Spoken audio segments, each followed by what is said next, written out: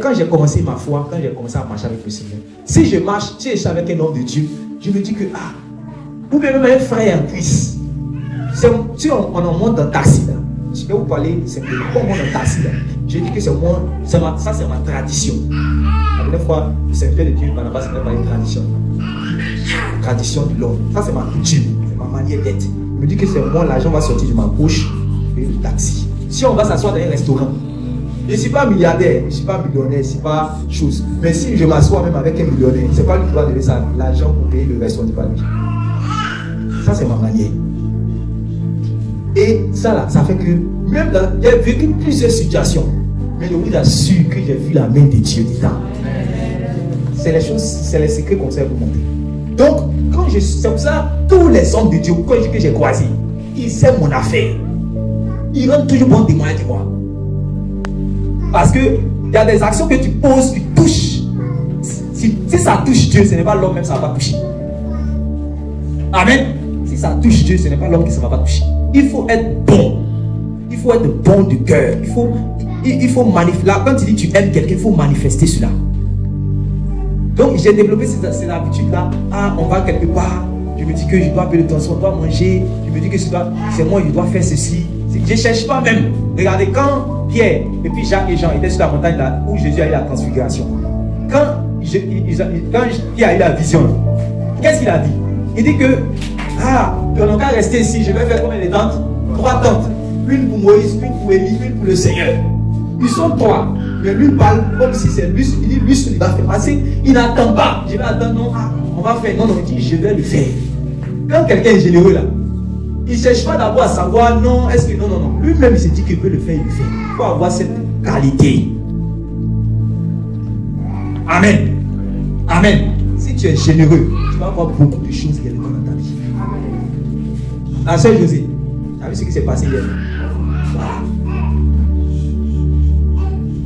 La dernière fois, vous êtes les miens, donc on s'est dit les choses. Vous vous êtes dit que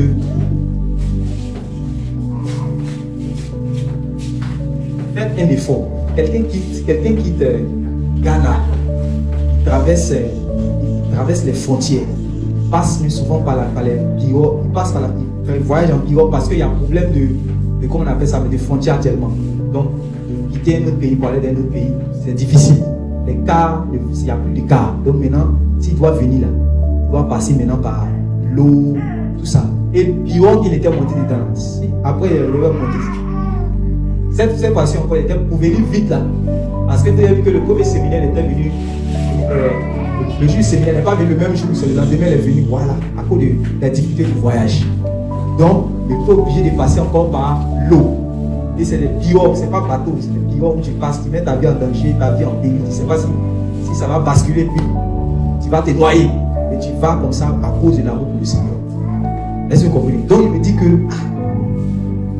quelqu'un qui va faire toute cette distance jusqu'à y arriver ici, la première disposition à avoir d'abord, c'est que je dois être toujours présent quand il va prêcher la parole. Amen. Ça, c'est mon amour pour le Seigneur d'abord. Comment il faut qu'il soit disponible, qu'il soit là devant lui. Comme ça, il va lui dire que tu n'étais pas déplacé comme ça en vain. Ça fait 1. De 2, il me dit, il a fait tout ce voyage, laissant sa famille, tout ça. Donc, il faut que je puisse. Peut-être que j'ai déjà commencé à travailler depuis tout longtemps, j'ai eu peut-être quelque chose. Est-ce que je dois mettre quelque chose à part pour lui? Amen. Amen. Ça là, nous on a appris ça depuis qu'on a commencé la foi là. Depuis qu'on a commencé la foi, on a appris ça. Amen. Donc, je sais le Seigneur avec vous ici. Vous savez que la dernière fois, je vous ai prêché sur les offrandes. Je vous ai dit que je parle en sorte que vous-même vous soyez des offrandes pour Dieu d'abord. Amen. Et voici, la sœur Josée, c'est elle qui se charge de la trésorerie. Je vous dis une chose. Peut-être que les gens vous ont mal enseigné ça, ou vous n'avez pas compris jusqu'à ce jour. L'argent de l'église, là, ce n'est pas le porte-monnaie du pasteur. Amen. L'argent de l'église, ce n'est pas le porte-monnaie du pasteur. L'argent de l'église, c'est pour ça que l'offrande que vous donnez là, c'est une offrande à l'Éternel. Amen. L'offrande que vous donnez, c'est une offrande à l'Éternel.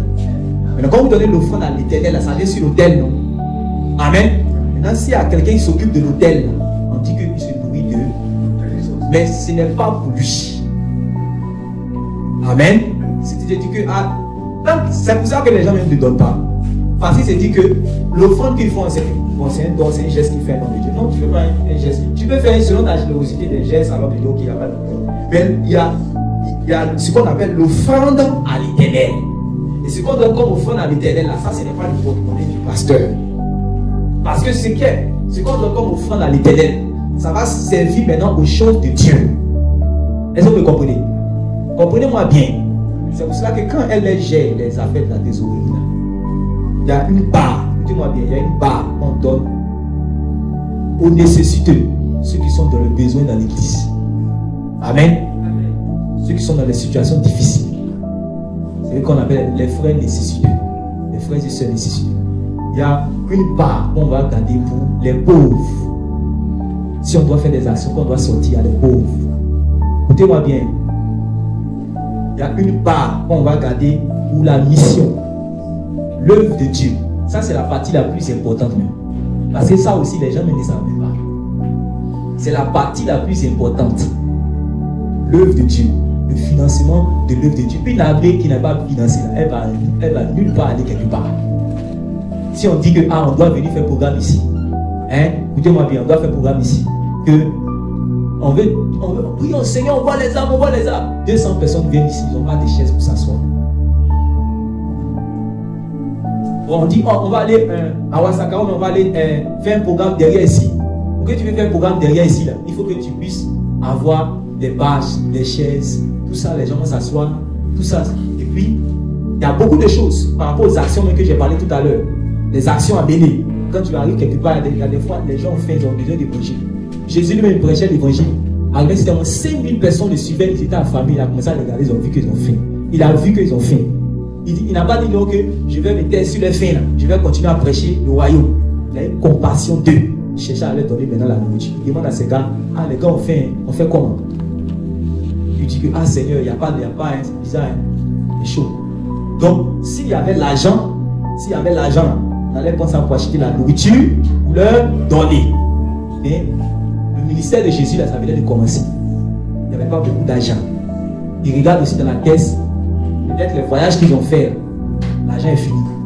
Donc, ils ont dit au Seigneur que, il n'y a pas. Donc, Jésus dit que, mais ils ont dit, il y a un jeune qui est pas là-bas, il a 5 pains puis 2 poissons. Écoutez-moi bien, il parle. Maintenant, 5 pains puis 2 poissons là, c'était réellement ce qui était la seule chose qui était là. Donc, à partir de là, maintenant, Jésus a pris ça, il a rendu grâce, il y a eu un miracle, et 5000 personnes réellement ont mangé.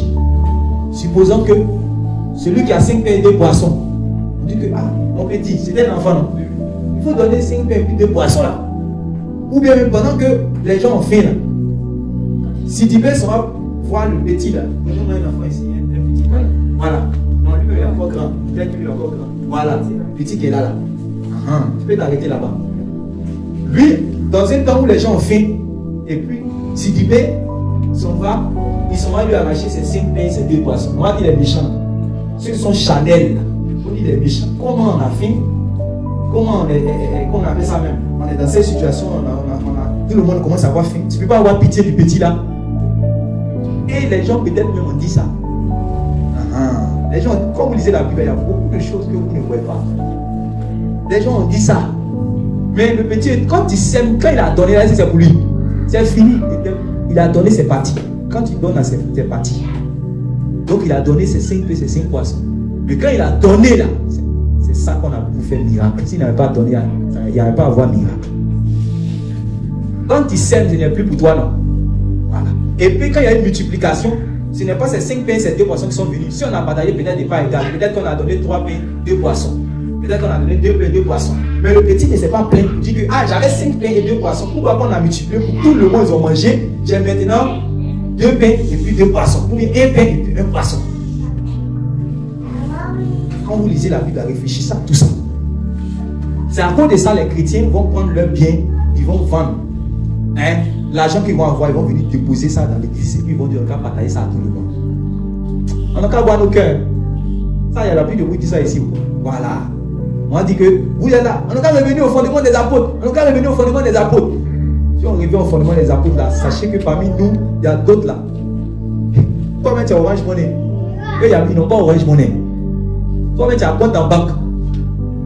Eux, ils n'ont même pas, ils n'ont pas compte en banque. Peut-être que tous leurs fonds se trouvent à la maison là. C'est 3 000. Mais toi, tu as quoi? Tu as 10 millions. Ah. Puis maintenant, on va dire le régime, communauté de biens. Alléluia. Amen. Et ça cause ça, mais les gens, quand ils vont à la mairie, il ne faut pas communauté de biens. Parce que mariage chrétien, parce qu'ils se disent que lui là, ah non, ma femme elle va prendre en maison, c'est pas communauté de biens. Donc, tellement les gens étaient poussés dans l'esprit, tellement les gens étaient avancés dans l'esprit, tellement les gens s'aimaient, qu'ils ont fait communauté de biens. Donc ça veut dire que, ah, si moi j'avais 19 millions que je viens, je dis, ah, je dépose là. Si on partage, est-ce qu'il va y avoir 19 millions encore? Ça. Est-ce que tu es prêt pour faire ça? C'est ça. Donc, si tu vas te dire, non, il faut demander des apôtres, on ne paye pas la dîme. Les apôtres n'ont pas payé la dîme. Mais non, c'est ce qu'ils ont fait là. Il faut faire. Dîme seulement, tu fais pas là-dessus. Dîme seulement, tu discutes. On dit maintenant, ok, quand tu discutes, tu dis on va aller au fondement. Allons-y au fondement. Si on dit on va au fondement, les 5 millions qui sont sur ton compte là, tu es sûr que tu vas partager des parts égales pour que les gens puissent avoir. Pourtant, les gens dans l'église, ils ont pris leur maison. Ceux qui prenaient leur maison pour faire les églises, là, vous savez ce qui s'est passé. À ce moment, quand les membres devenaient beaucoup là, on casse. Si c'est la chambre, on casse. Je vais vous montrer beaucoup de choses, vous allez voir la réalité de la Bible. Ils ont cassé leur maison pour que ça, si le salon est petit, ça va s'agrandir. Ils cassent. Après, ils ont cassé la cuisine. Il y a eu les vestiges de ces choses-là. Ils ont cassé les cuisines. Après, ils ont cassé d'autres points pour que, arrivé à ce moment-là, il n'a plus de pièces dans sa maison. Toute sa maison est devenue une seule pièce. Tout le monde est là. Vous comprenez? C'est comme ça aussi le doyen John Robert. À Figayo aussi, là. À Figayo. Souvent, c'était deux cultes qu'il faisait. Ces enfants-là, quand ils quittent à l'école, quand ils viennent, ils n'ont pas place pour rentrer à la maison parce que souvent il y a réunion. Ils sont là, ils sont dehors. La fille, elle a rendu témoin une fois, elle dit qu'ils mangeaient au dehors. C'est-à-dire quand ils arrivent, ils sont devant la porte, il y a les gens qui sont déjà là. De la manière, quand tu finis le cours, tu dois venir à midi, à l'école primaire, tu dois venir à midi pour manger là. Quand eux viennent, ils ne peuvent pas rentrer à la maison parce qu'ils sont en train de prier, il y a l'église qui est là. Donc, ils sont dehors, ils ne rentrent pas dans leur maison. Quand les petits repas rapidement, ils finissent de manger, puis elles s'en vont, tout ça là, ils ont payé le prix. Quand vous les voyez aujourd'hui, vous voyez qu'ils sont dans le monde là. C'est parce qu'il y a un prix à payer. Ils sont passés quelque part. Vous comprenez? C'est comme ça. Donc, je me dis quoi? S'il y a quelqu'un qui va traverser ça, il va traverser tout ce pays, il va venir, je me dis que voilà, normalement, je dois mettre une part de mes biens. Moi-même qui suis pasteur, parce que peut-être que vous savez que je prie. Ceux qui vivent avec moi ici savent que la nuit, je fais des veilles de nuit. Que je prêche la parole. Il y a des moments où on a fini, quand on finit de faire tel bien, tel moment de prière qui enchaîne. Après ça, il y a un chrétien, tout ça. Vous savez ça, non? Donc, je travaille pour que Dieu puisse vous donner beaucoup de... Je sème les biens spirituels dans vos vies. Amen? Ok. Donc, il me dit qu'en retour, selon votre reconnaissance, selon votre prospérité, quand vous apportez réellement les biens, parce que tout à l'heure je parlais de quoi on appelle ça même, de subvenir aux besoins des frères et sœurs, je parlais de subvenir aux besoins des pauvres, je parlais de soutien de l'œuvre de Dieu, je parlais de la part qui revient à celui qui vous enseigne. Dans le chapitre 6, verset 6. C'est écrit, non? Dans le chapitre 6, verset 6. La part qui revient à celui qu'on enseigne. Donc c'est comme ça que les offrandes sont aussi. La manière de gérer les finances, c'est comme ça que c'est subdivisé dans la caisse. Donc, c'est pas dit que, voilà, tout ce que vous donnez là, ça vient dans la peau du pasteur. D'abord, même tu dois te dire que même si tu donnes même au pasteur, ça fait quoi même? Où est-il un problème avec ça? Hein? La veuve de Sarepta, au moins la famille, dans la famille, Élie a vu là-bas. Élie lui dit que, elle dit, c'est la dernière nourriture qu'on est en train de faire. Quand je vais finir de faire là, je vais manger moi et puis mon enfant. Et puis demain on va mourir. Vous voyez, c'est bizarre, c'est chaud. Qu'est-ce que l'homme de Dieu a dit? Je parle d'abord pour moi. Je vais manger. Qu'est-ce que c'est rassasié là? toi là, on va voir. On va voir comment on va prier, le miracle va se faire. Si c'était nous, on n'avait pas le chasser. On avait le chasser. Parce que nous, on ne peut pas dire que si je donne mon argent, si je donne mon argent à un homme de Dieu, ça fait quoi? Ça. C'est ça. Parce qu'il y a des offrandes que tu fais, quand tu vas le faire, tu es content, c'est dans la joie. Ok, mais il y a des actions que tu vas poser. C'est un sacrifice. Tu vas perdre, comme le petit là. Le petit qui avait 5 pains et 2 poissons. Où tout le monde a faim. Lui, il doit perdre ses 5 pains et ses 2 poissons. Est-ce que lui, il savait forcément que Jésus allait faire un miracle? Il y a des moments où tu fais des offrandes là, et puis tu sens que tu as puisé réellement dans ton trésor. Où tu as pu, comme on le dit, tu as pu faux qu'elle pour faire. Vous connaissez seulement que oui, Jésus revient, mais vous ne connaissez pas ces choses-là. C'est ça. Je vais vous enseigner ça. Quand nous on a commencé la foi, c'est ça. On a ma foi. C'est secret là, c'est ça. Il y a des moments où moi-même, en tant que pasteur, quand le Seigneur m'avait dit de ne pas dormir dans la mission là-bas, je dormais chez les gens. Et il faut de faire l'œuvre de Dieu là. Si le Seigneur, par sa grâce, m'a béni un peu que j'ai eu là, ce que je suis en train d'économiser pour avoir une maison là, à mes frères pasteurs qui ont des problèmes. Puis c'est là qu'il y a un problème dans la vie. Vers mon âme. Ah, comment c'est choqué, c'est elle qui gardait l'argent. C'est moi, on n'était encore fiancés, on n'était pas mariés. Elle gardait mon argent. Je suis obligé de partir. Ah, c'est comment? Demandez-lui comment, c'est pas facile. Elle sait qu'on est en train de faire un peu pour avoir l'argent pour que je puisse avoir maison. Mais je viens prendre des temps pour aller aider les gens. Je dois toujours en poche. Les gens. Si vous me comprenez. Donc quand on vient parler, c'est pas parce qu'on connaît tel passage. Peut-être tu peux prêcher mieux que moi. Mais il y a les expériences qu'il a vécues que tu n'as pas encore vécues. C'est ça, il doit te partager. Amen. C'est ça.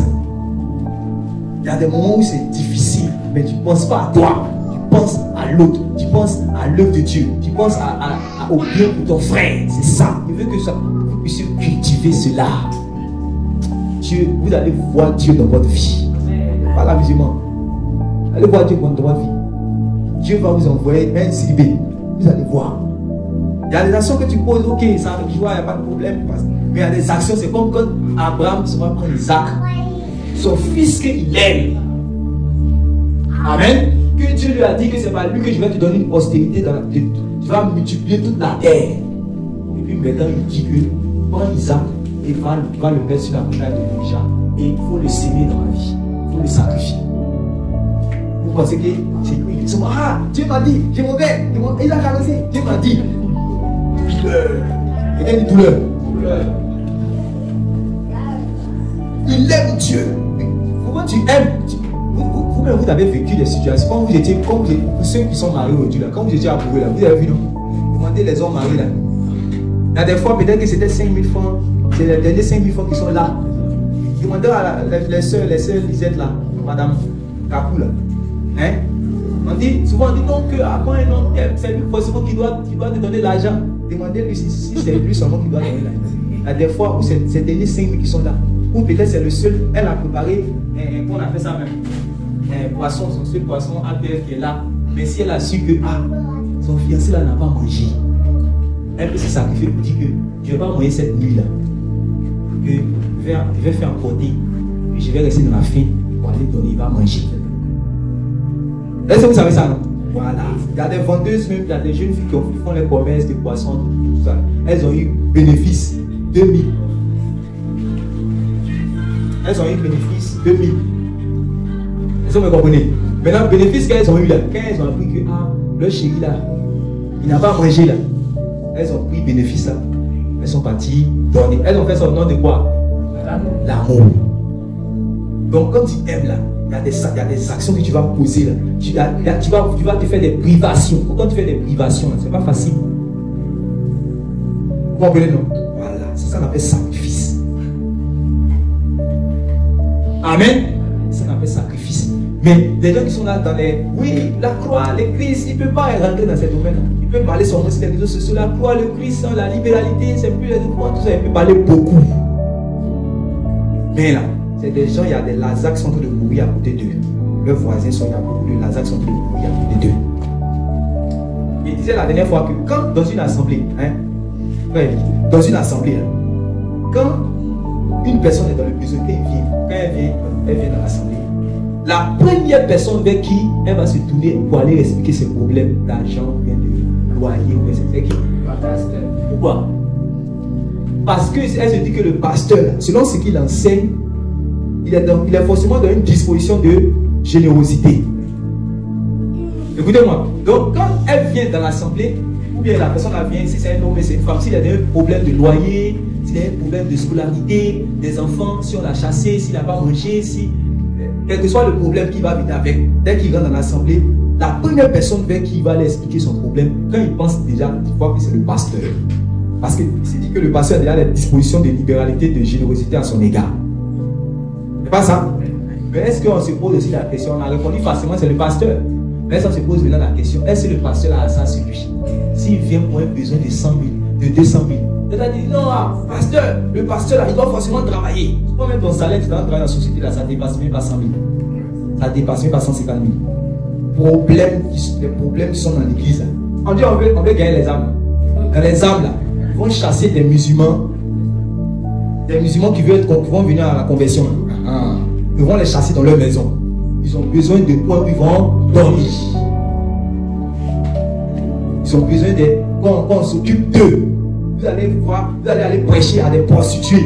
Vous savez que là, c'est difficile. Vous allez venir prêcher quoi? Attends, mais c'est quel quoi maintenant? Elle cherche maintenant un coin où elle va dormir. Vous allez prêcher à des jeunes, comme ils vont finir, comme vous allez les prêcher là. Leurs parents vont dire qu'ils ne payent plus leur coût. Demandez. Leurs parents vont dire qu'ils ne payent plus leur coût. Donc maintenant, c'est qui? Le pasteur. Maintenant, tu dis, le pasteur, quand il dans son travail, c'est 90 000, il gagne. Il paye ça comment? Il paye l'école là comment? En même temps, pendant qu'il doit payer l'école ici, il doit soutenir la personne qui est venue parler du problème d'école. En même temps, il y a quelqu'un qui est venu parler du problème de loyer. En même temps, il y a quelqu'un qui est venu parler du problème de ceci. Donc, il y a beaucoup qui parlent, mais sans connaître les réalités. Amen. Ils parlent, mais sans connaître les réalités. Donc, c'est à cause de ça, avec intelligence, la manière dont on gère les finances là, dans l'assemblée là, c'est à cause de toutes ces petites choses qui arrivent dans l'église. Il y a une manière de gérer l'église. Donc quand tu donnes là, tu dois donner avec joie parce que ton argent là, voilà dans quoi ça sert. Amen.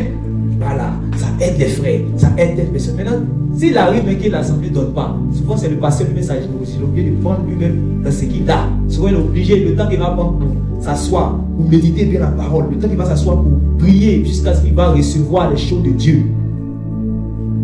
Et prenez l'exemple. Vous savez pourquoi les apôtres qui vont se consacrer à la prière vers la parole? Arrivé c'était un moment là. Tu ne peux pas. Quand tu vas faire chaque fois les... Tu dis que non, on va faire les veilles de nuit comme le Seigneur Jésus. Mais si tu dois aller travailler à Viti ou bien à Trècheville, tu dois faire chaque fois les veilles de nuit. Arrivé c'était un moment, tu vas arriver, tu vas faire le travail assis, tu fais un travail manuel sur l'ordinateur, tu vas dormir dessus. Parce que le corps va se fatiguer. Amen. On va se fatiguer. C'est clair. Donc on ne peut pas prendre les gens ici. C'est pour ça que même dans notre programme, on ne fait pas des veilles de nuit comme ça, comment on appelle ça, les jours de la semaine. À moins que ce soit pas une révélation de l'esprit qui a dit que voilà. Puis on sent le besoin. Mais si vous tous vous faites veille lundi, mardi, mercredi, vous allez travailler comment? Est-ce que vous allez travailler comme un chrétien dans votre société là-bas? Ils vont vous chasser. Ils vont vous renvoyer. Donc, on fait l'œuvre de Dieu avec quoi? Amen. Donc, avec cette intelligence-là, on dit que il faut qu'on puisse, Dieu est intelligent, il dit qu'il faut que je puisse détacher dans ma nation, là, dans mon peuple, là, et puis détacher d'autres. Je veux les mettre dans une fonction sacrée. Amen. Eux, ils vont se donner tout entier dans les choses sacrées. Les autres, certes, ils me craignent toujours. Ils font mon œuvre, ils marchent dans mes voies. Mais eux, ils pourront aller faire leurs activités. C'est comme ça. Quand Jésus marchait avec ses disciples, il y avait d'autres qui étaient détachés définitivement de leurs activités sociales. Amen. Et ils allaient avec le Seigneur partout où il allait. Il les appelait comment? Apôtres. Amen. Mais les femmes qui assistaient le Seigneur Jésus de leur bien, naturellement, C'est parce que tu travailles que tu peux prendre de tes biens pour assister l'autre. Alléluia. Alléluia. Parce que tu travailles que tu peux prendre de tes biens pour assister l'autre. Maintenant, il y a d'autres qui peuvent travailler, mais ils n'ont pas cette générosité. Ils travaillent, ils ont l'argent, ils ont des biens. Mais ils ne savent pas qu'il y a quelqu'un que Dieu a détaché de ses fonctions. Parce que comme les gens ne connaissent pas ça dans l'œuvre de Dieu, ils pensent qu'il y a des gens que Dieu détache de leurs fonctions. Moi, mais je suis témoin de cela. Vous comprenez? Voilà. Maintenant, selon les saisons, selon les périodes, Dieu peut permettre que tu puisses avoir, comme l'apôtre Paul, avoir des activités à faire. Voilà. Ça dépend. Mais il y a d'autres là. Eux, non, ils ne peuvent même pas. Dès que je veux commencer même à faire une activité là, Dieu dit non, toi, c'est mon œuvre. Va au dehors, va. Il y a des gens, vous parlez d'évangéliste. Chaque matin à 5 heures, il est debout. Et puis, quand ce n'est pas l'évangélisation, on va finir de prêcher. Et puis, bon, après, il finit et puis il vient là. Non, non, non. Il est dedans chaque jour. Il est dedans. Chaque jour. Quand il finit, il va encore l'autre côté. Quand il finit, il va encore l'autre côté. Quand il finit, il va encore l'autre côté. Quand il finit, il va encore l'autre côté. Avec maîtrise, il a la maîtrise, s'il vous plaît. Diplôme maîtrise. Mais Dieu l'a emmené dans les rues. Tu le vois comme ça dans la rue. Là, c'est va le pied, là, on tapette là. Là, comprendre ce qui va se passer aussi. Vous comprenez? Et puis lui là, quand il parle, il sait que c'est un évangéliste. Toi, quand tu parles, tu as besoin d'au moins 10 minutes avant que les gens vont commencer à t'écouter. Lui, quand il commence à parler, là, en 2 minutes, tout le marché est déjà plaqué. Parce que Dieu l'a oué pour ça. Vous comprenez? Mais quand tu vas aller, il ne faut pas chercher à l'insulter, il ne faut pas le mépriser, il ne faut pas te dire que non, il faut aller travailler. Non, non, non, non. Il joue son rôle de homme de Dieu. C'est le travail que Dieu lui a donné. Toi, maintenant, il faut jouer ton rôle. Toi, tu vas au travail, tu as eu ton argent. Il faut s'aimer. Il faut aider. Alléluia. Révéler au fondement des apôtres. C'est ça qui est là. Amen. C'est ça qui est là. Et donc, je disais que quand on est en train de faire l'œuvre de Dieu comme ça, ok, et puis, j'ai ma part qui me revient. Je vous ai dit que j'allais poser une action. Tout ça, il va vous dire que vous puissiez bien comprendre. C'est important. Si le Seigneur, sur sa grâce, c'est bon, on a dit que ce que ta main doit faire, pas que ta main ne peut pas savoir. Mais il y a des choses que je veux vous lancer, vous dire. Voyez, c'est que ça, il avait fait ça quand ça fait partie de ma vie. Voilà. Mais je veux que vous puissiez avoir ça.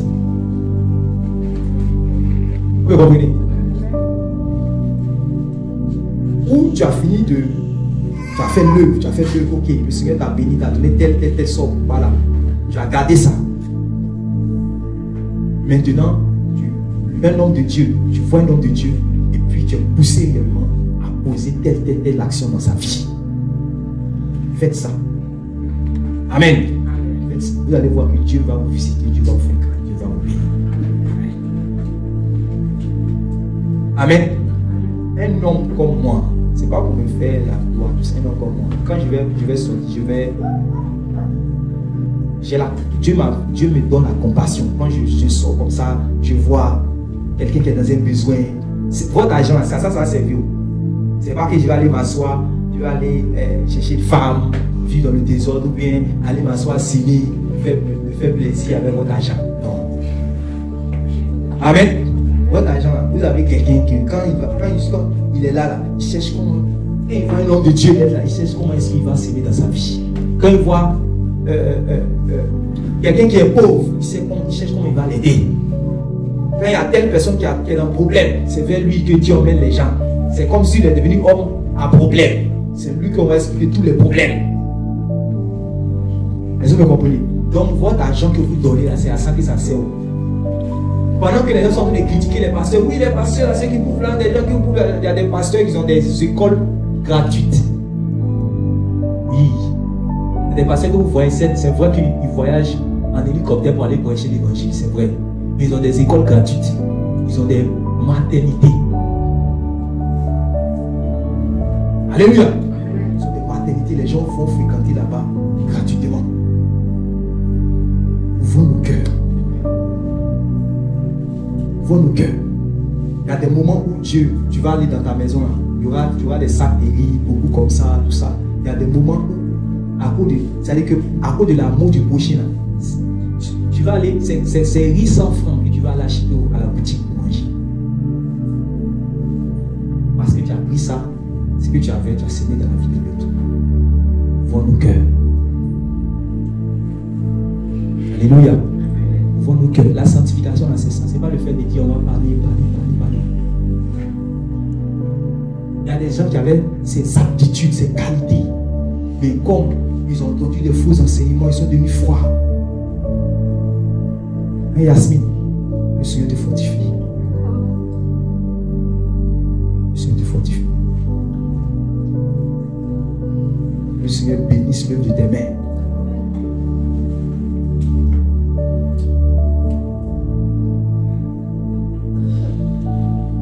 Le Seigneur t'enrichisse afin que tu puisses être cette femme libérale que tu as toujours été.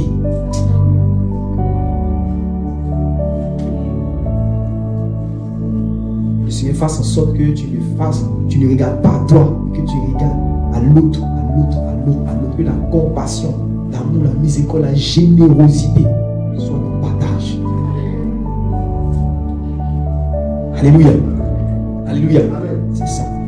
Bonsoir les gens généreux.